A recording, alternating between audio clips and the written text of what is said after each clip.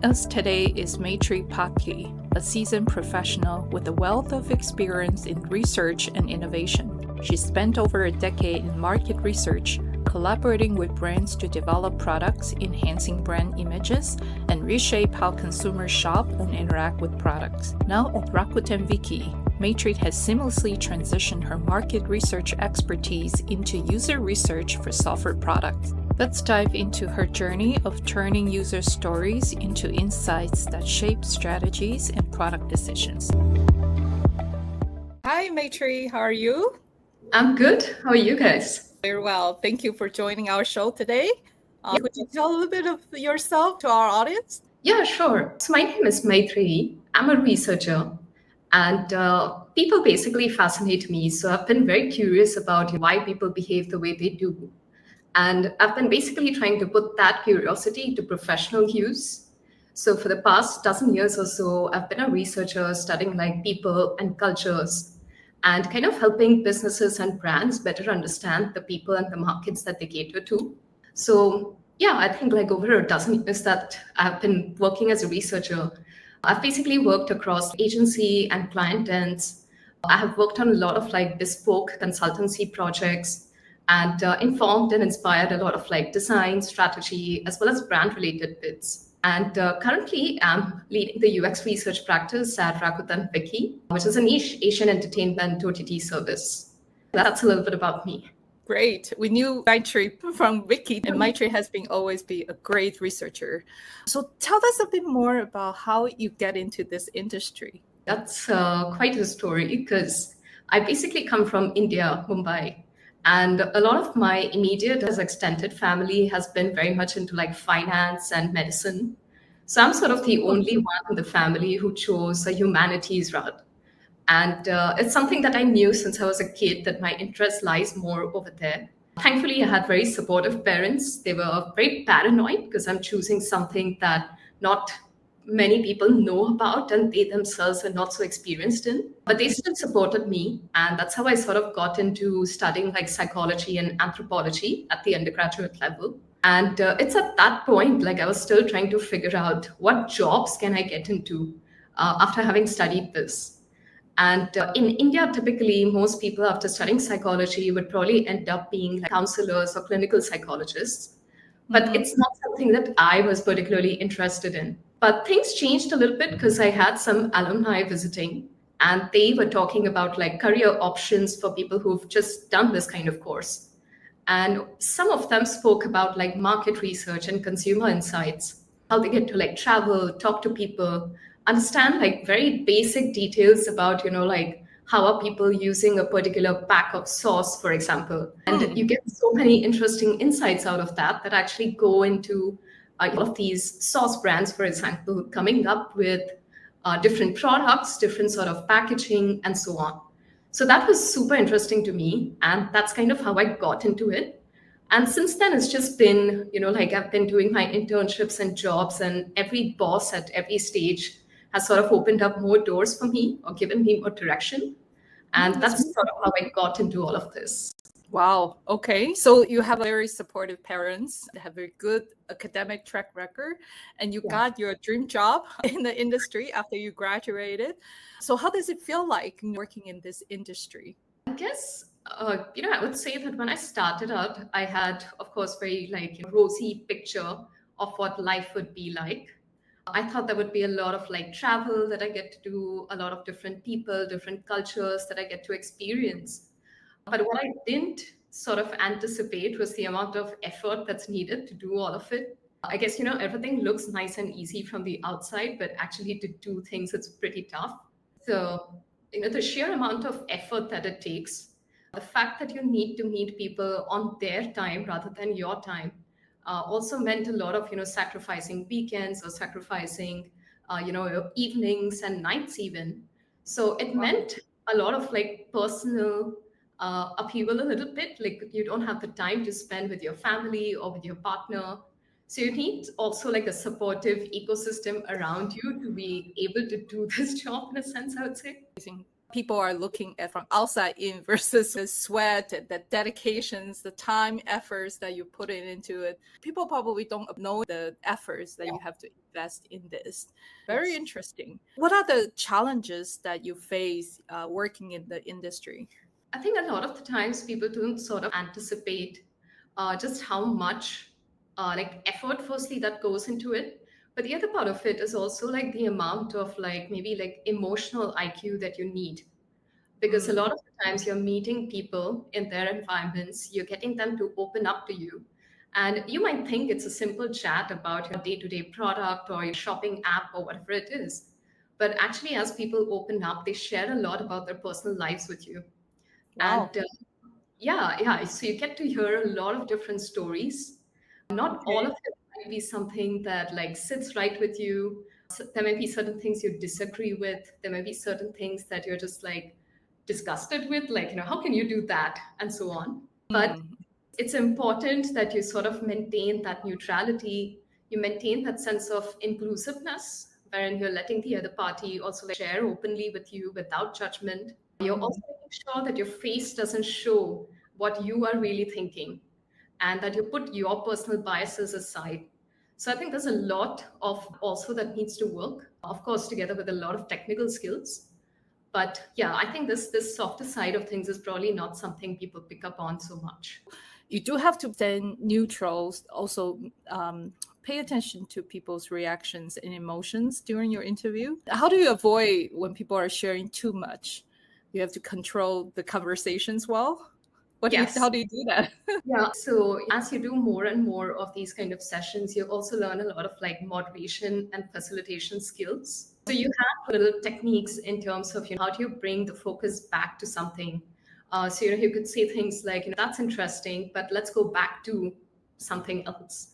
So you have those kind of things to kind of moderate the session and to bring the focus back to whatever your topic at hand is. But at the same time, sometimes people do get very, very emotional about something. And oftentimes it's not so much about your particular interview, but just about them, having an outlet. So you also Mhm. have to be a little bit mindful of that. Sometimes it can be a sensitive thing. So maybe you just need to kind of let them share a little bit more, Mhm. empathize, understand, and then go back to your discussion. So yeah, just a lot of like that emotional IQ, as I said. Great. Every time I see you, I always see is very calm, maintain her postures. Not ever see you getting angry or upset or getting emotional. So when you actually apply these techniques to your interview, how do you make sure that they have the trust in you?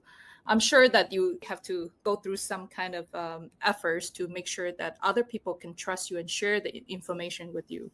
Yeah. Yeah. So you usually have a little bit of like rapport building, but it's also about like the environment that you create in that process. Oftentimes, when you're doing research, you may also have like a video camera or you might have like an audio recorder. And that makes people conscious. Obviously, people want to put their best foot forward. So they may say things that portray a certain image rather than what's the reality. But I think Mm. like, it's a little bit about how you moderate and kick off the session. Are you able to make sure that people are comfortable before you click record? Are you giving them the confidence that they're perfectly free to get up and leave at any point? Because this is all voluntary, right? They're not, obligated to sit through that session. So giving them that sort of freedom, and then also in the start of the session, the sort of warm-up questions that you do, how you respond to them as well. You need to show to the other party that you're actively listening to everything that they are saying. So sometimes it helps to kind of nod along or smile or just kind of tell them that, yeah, it's okay, tell me more about that. Or even summarize a little bit of what they said, just to make sure that they know you're listening, that you're interested. So the more you show that through your body language, through certain verbal signals, the more likely they are to like really open up to you and tell you more.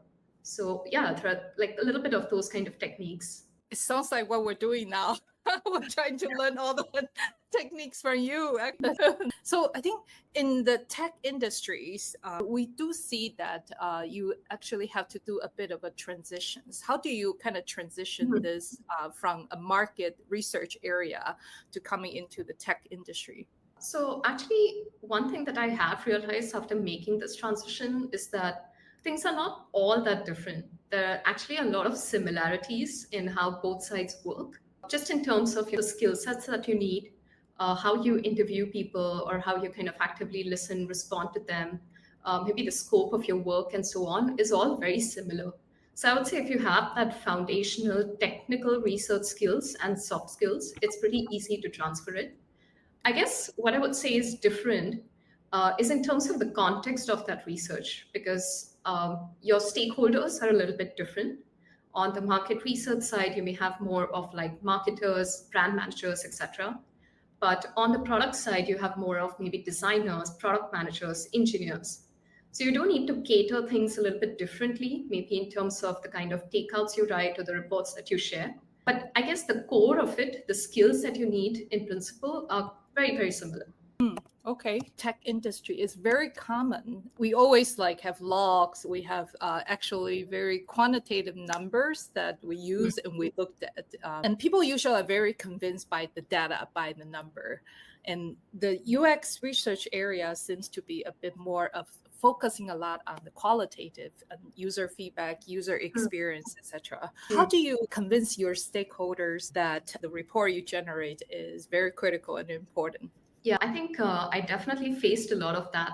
People are very hung up on the numbers, so it's very difficult to explain to them why, when seven people say something, why is that worthwhile? But I guess there are a few things you can do to help people gain that kind of understanding. So, one of the things that I usually try and do is outside of the regular scope of research, a little bit of like maybe education sessions. So, like, brown pack sessions or just sort of like inspiration sessions, wherein I train them a little bit more about how to look at qualitative data versus quantitative data. So that's more on the educational side of it. But let's say if you're actually working on a research project, then there are a couple of things you can do. One is get a sense already before you embark on the study of where is your stakeholder at. How much do they understand of qualitative research and how much hand holding you're going to have to do? Based on that, maybe you want to like temper their involvement in the research. So if they're totally new to it, it would help to have them attend a lot of the sessions that you do. Give them the freedom also to ask questions so they feel involved in the process, and they are less likely to question and criticize the process at the end of it. And the other part of it is also just in terms of how you present your insights. So if you can show them the process a little bit, because they're used to numbers, which are all very objective. There's a set process of analysis, which you can actually see through the tables or the charts that you generate.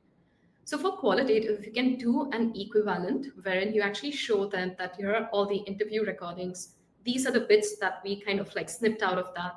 This is what it's really telling us. And this is how we are arriving at this inference. So it's not exactly very subjective. It's actually inferred analysis of things. And if they can see the process behind it, there's a little bit more trust and confidence in the findings also. Have you ever had a case where people just dismissed you or put aside of what you were very passionate about? Yes, I think this happened somewhat early on in my career. I remember it very distinctively because it was sort of the first project that I was independently running. Like my seniors had sort of handed it off to me, and it was a pretty good project. It was to do with like housing loans and stuff. And I had run this whole research. The client had been attending sessions and stuff as well, but they were very dismissive. It was like a startup that was heavily funded. So they were riding high.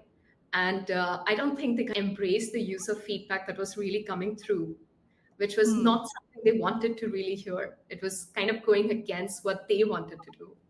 So eventually, when I presented that report as well, there were a lot of questions about like, oh, but you've only spoken to 20 something people. How is this representative of a diverse market like India? And how do we take these things seriously and so on? And I think at the time I was very personally affected by it.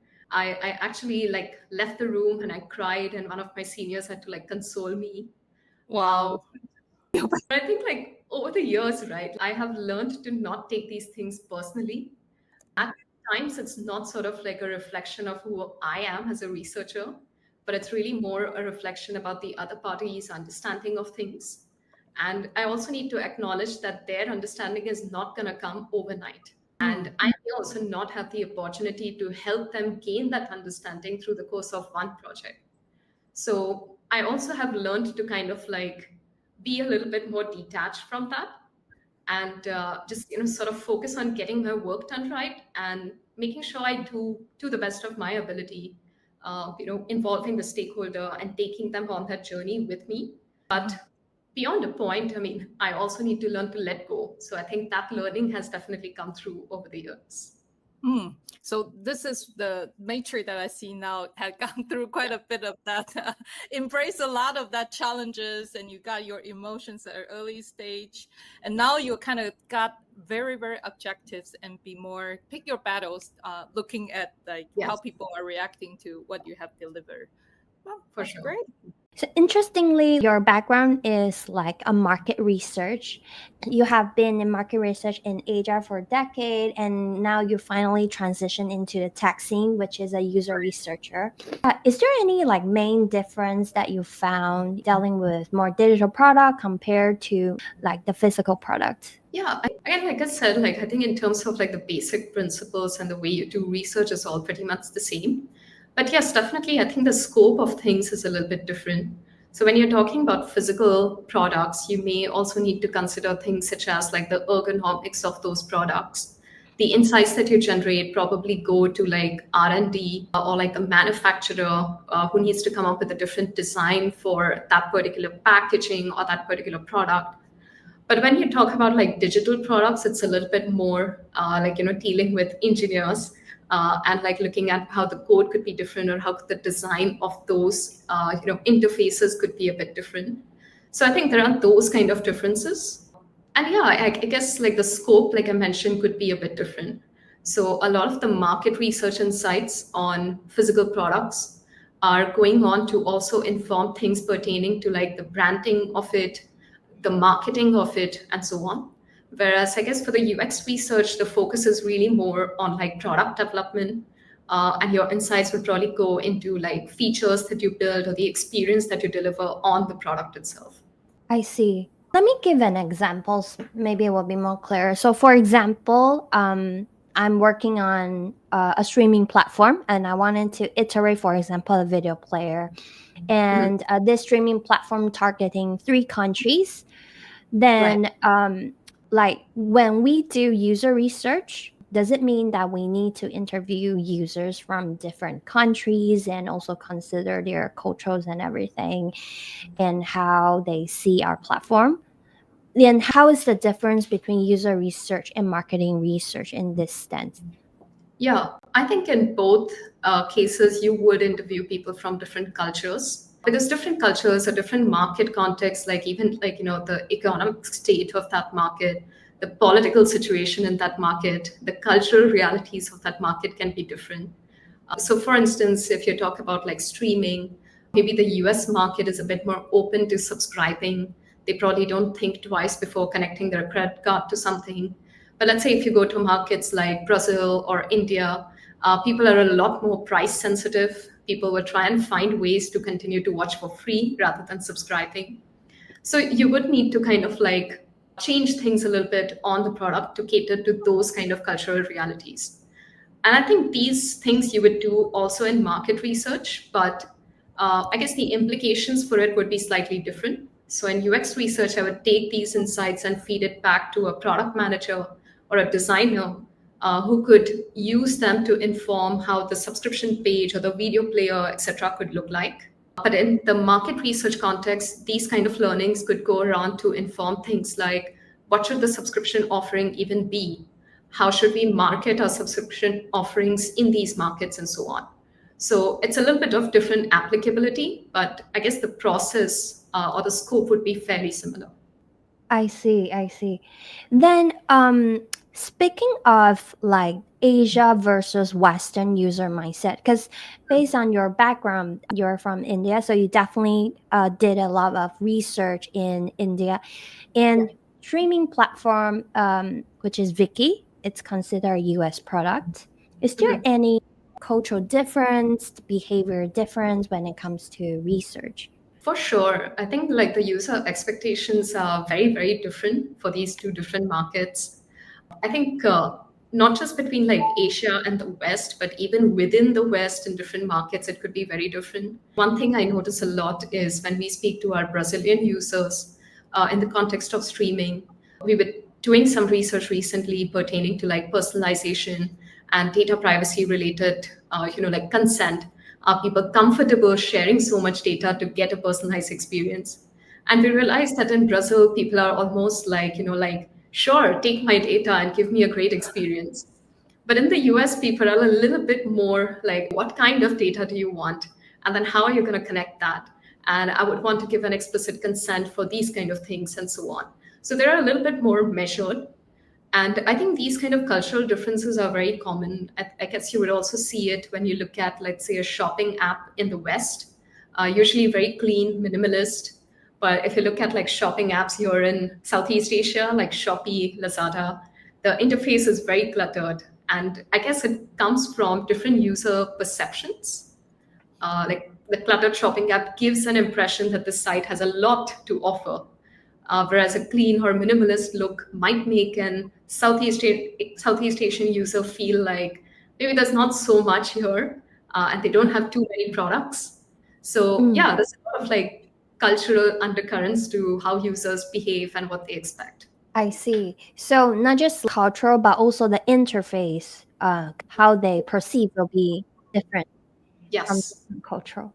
Let's going back to like the market research and user research. Just imagine there's a person like who is coming from market research background. What kind of suggestions or advice would we give the person who wants, CMSU enter the user research field and also wanted to work in tech? What kind of suggestion will you give? Yeah, I think the first suggestion would be that they undertake kind of like a mindset shift because although the technical skill sets are easily transferable, I think you need to adapt to the fact that your stakeholders are very different now. So when you're talking to engineers or product managers or designers, they're not the same as a marketing person or a brand person or R&D and D and so on.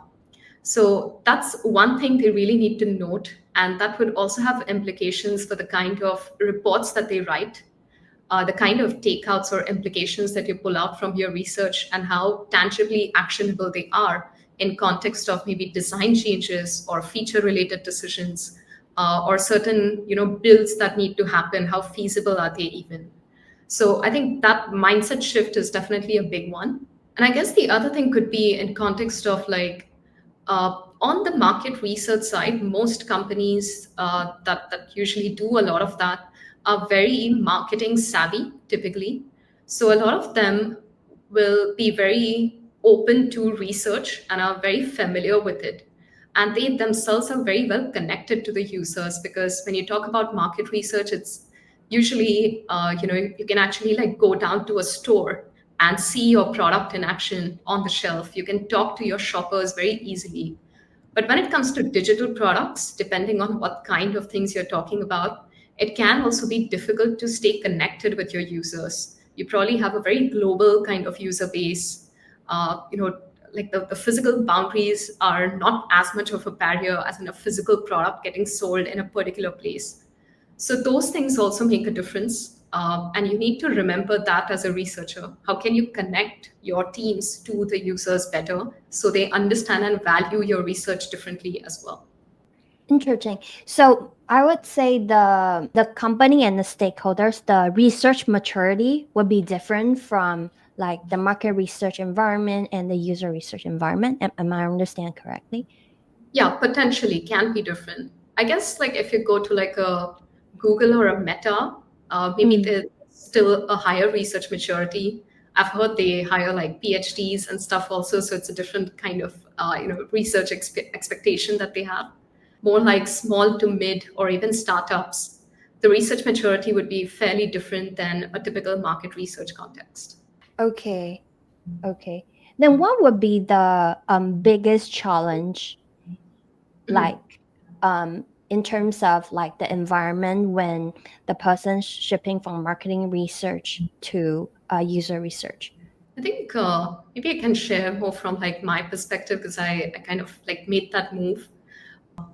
I guess the first thing was that because of the difference in like research maturity, because I was also on the agency side, so I was dealing with lots of projects and the clients are very familiar with it. So you get a lot of like very critical kind of inputs and so on. But when I moved over to the tech side, one of the things I noticed is that because stakeholders are not super familiar with research, their questions are also very fundamental in a way. Why are we doing the qualitative thing? Why are we not going with a quantitative approach? Or how do I trust, what 10 users have said? So there's a lot of like that kind of training and education that you need to do. So you need to adapt things differently. I had to change the processes or the tools that I was using as well so that I could bring about more transparency and I could take stakeholders on the journey with me. So I think those things are things to remember. Mindset change, maybe change in your processes, change in your tools and platforms, change in how you deliver reports. I think those are all of the key things to note if you're making a transition. How about the what kind of things like mentally need to be ready? I guess you need to be a little bit more like open and flexible. I mentioned it's a completely different context. So you need to be open to changing how you have been doing things, be it in terms of like writing the report or in terms of how you analyze or the tools you use, etc. And I think that if you are very rigid and you just believe that no, my way is the right way and everyone else needs to adapt to this, it's not going to work.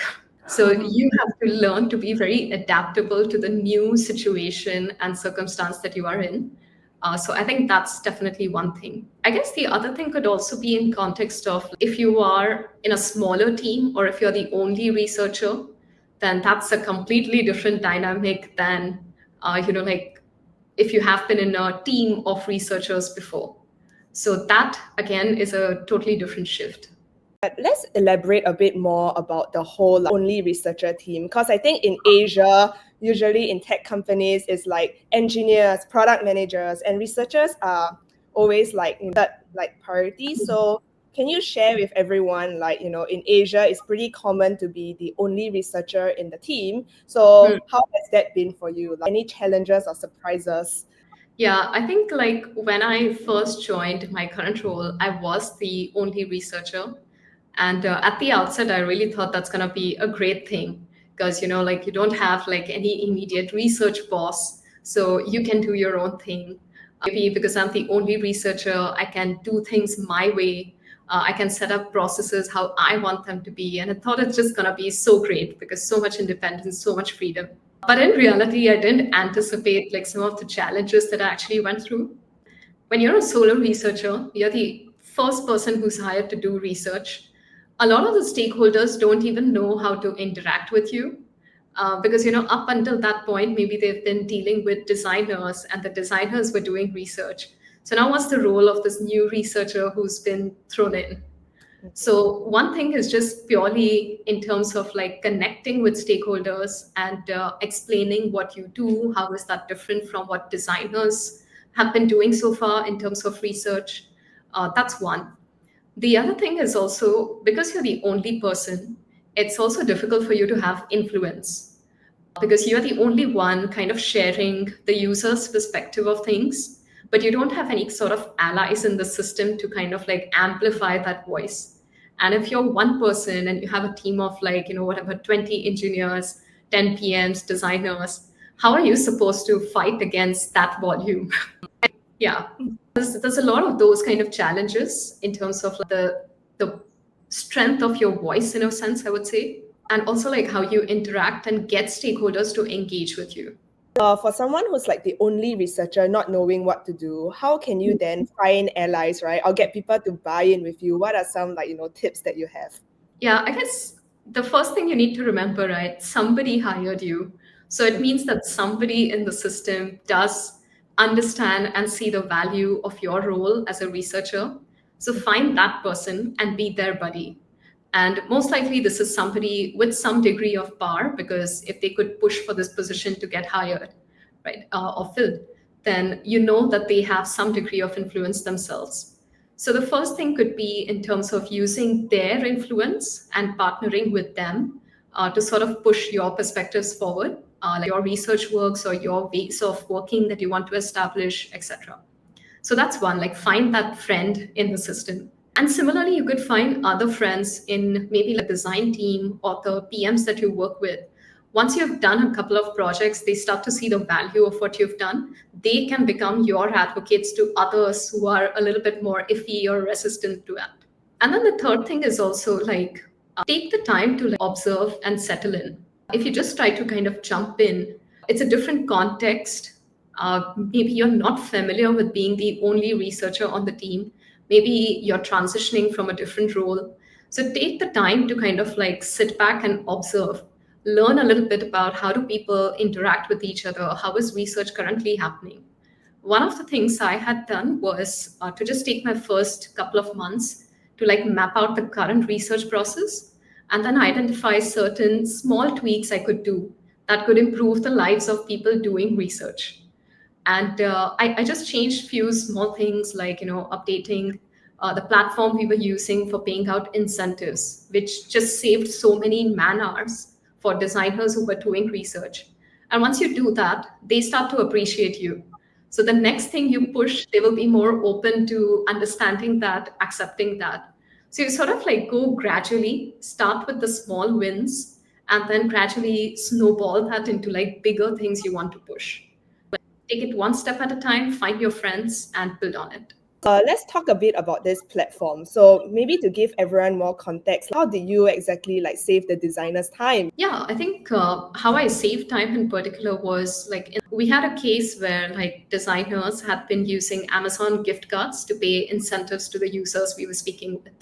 And because our user base was very global, so we had to log into like Amazon UK, Amazon US, Amazon Brazil, and 10 other countries to purchase gift cards locally available and then pay out everybody.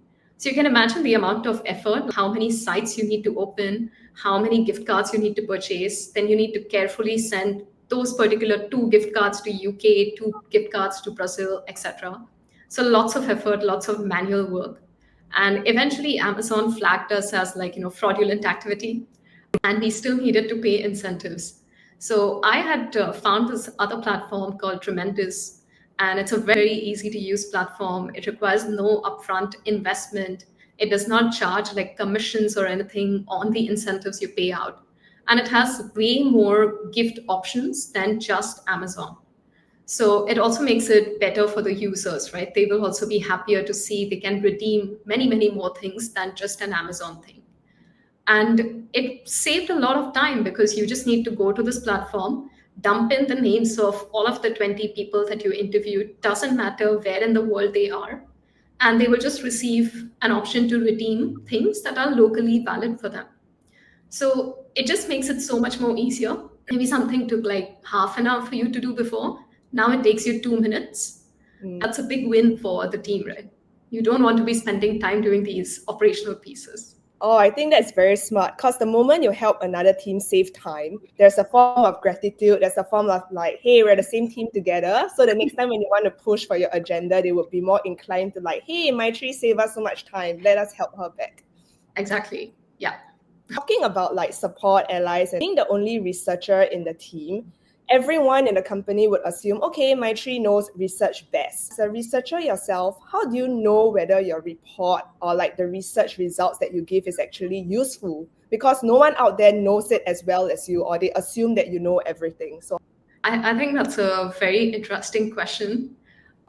The first thing is that in particularly my case, because I've had certain years of experience, I do have a general sense of when I'm doing a good job versus I could have done better. But I guess it's a little bit trickier for people who are just starting out because you really benefit from that sort of feedback. Some of the things I typically look for is not just, the people told me this was a great report, this was super helpful or anything. But I also look at things like, do I see my research getting quoted in PM conversations or design conversations? Do I see things that I put out in the report getting now featured on the roadmap? Do I see people trying to action what I put out in the report?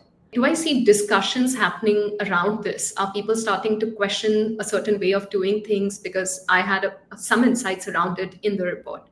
So if I see these kind of signals happening, then I treat it as a win and I see that as like a good job done. If I don't see any of that happening, then I take it as a personal note that something in this was not effective enough. And then maybe you can try like, reaching out to stakeholders to ask them, for like a frank conversation about like, hey, could I have presented this differently? I don't see you using this. What's the reason for that? And so on. So you can try to do that. But the thing is that these days, because everybody's so politically correct, nobody wants to tell you that this was a terrible report. So it's very difficult to come across constructive critical feedback that can actually help you grow, because most people simply say, thank you, great job, and move on with it. So that's sort of where I said, like, it helps to look at these other signals rather than just what people say verbally to find ways to figure what you need to do differently. Who's a little bit more junior in this field, if they already have a report, they realize, okay, I check all the boxes, no one is using my report, no one is using my findings, and they're the only one hired. So what other avenues can they use to get some improvement insights to improve their reports? I think there are a couple of different things you can do. And in fact, I did it myself as well, because when I transitioned, I also realized I need to write my reports differently and I need to figure out what's a good way to do that. There were two things that I did. One is you have a lot of these platforms now where senior researchers are happy to mentor you. And you can reach out to them for free. You can book their time for like a coffee chat and so on. And you can go through a little bit of like, they do their report writing, or how do they even grow their influence in the system and so on. So there's a lot that you can learn from like researchers out there. And honestly, most are very happy to help you because they have probably been through the same sort of things as you are going through right now. So that's one, reach out to these networks and learn from them.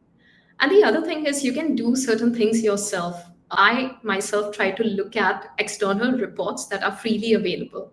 So for example, Spotify releases its like cultural trends report every year. MTV has like a MTV youth report that at least they used to do. So there was a lot of that. Some Netflix reports and stuff are also public. There are a couple of like research agencies that put out certain reports for free. There are also events that are held to kind of share more sort of syndicated reports. So you can join these sessions. Of course, it may not be a product of your interest or in your domain as such, but that you will have a lot to learn from it. How are they presenting their findings? How are they keeping their reports succinct? What kind of phrasing are they using to communicate key takeouts or implications or action items? So there's a lot that you can pick up from these things if you just go with the learning mindset. That's the other avenue I would put out. Interesting. And you mentioned there's platform to actually find senior researchers for like mentors. What are some of your favorite platforms that you would recommend? So one I have used, and then I also put myself to like help other people, is UX Coffee Hours. They actually have like a bunch of like designers, researchers, writers also. So depending on whatever field you are in, you can connect with people for that. The other one, I think I haven't used it, but it's pretty popular. I think it's ADP List. So there also, I think you can book people's time and book that. Got it. So for audiences who are listening, Maitreyee is on UX Coffee Talks as a mentor. So Look for Maitreyee. All right. So looking at the future, nowadays everything is remote. People do research through Zooms. It's cost effective, but you actually lose that subtle human cues, human behaviors. So for people who are in a remote work like role as a researcher, what advice would you give to them to hone their skill sets? I think it's really important, and especially like recently because we had COVID and pretty much like 1-2 years we were just at home. Like researchers who may have emerged during those times as like new researchers in the system now are probably more used to doing remote rather than used to doing face-to-face interactions. And I think some of the ways you can work to build those kind of skill sets is just practicing within your immediate social circle. These people could just be, users of your particular product, or you can just practice your interviewing skills on them. Don't make it obvious. Don't tell them you're practicing an interview on them. But when you just hang out with your friends, or you're in a family discussion, you can put to use certain facilitation techniques. You can put to use certain rapport building techniques when you're meeting somebody new. So you can do all of these things in your immediate social circle, and you can actually like practice that and pick up on, like, what do I need to do differently through these bits. And particularly referencing, like the emotional IQ bits that I mentioned in the beginning, I think it's particularly useful in that face-to-face kind of setup. So are you able to maintain that neutrality when other parties are telling you things that maybe you don't agree with or you don't feel good about? Are you able to simply listen without that judgment, without that bias? So I think those things you can practice probably more in that immediate social circle, and then kind of transfer those skills to the remote part of it.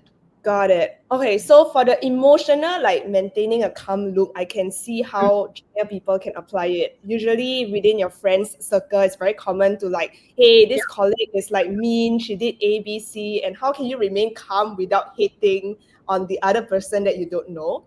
But let's deep dive a bit more about interviewing skills. What are some ways that you can interview your friends, or like what are the questions that you ask them? Yeah, I think it can be anything just out of the blue. It doesn't have to be a particular interview topic. It doesn't have to be related to like the particular product or the company that you work for. So it can be something basic. Maybe your friend is telling you about a breakup that she had, or a new guy that she met that maybe you don't like.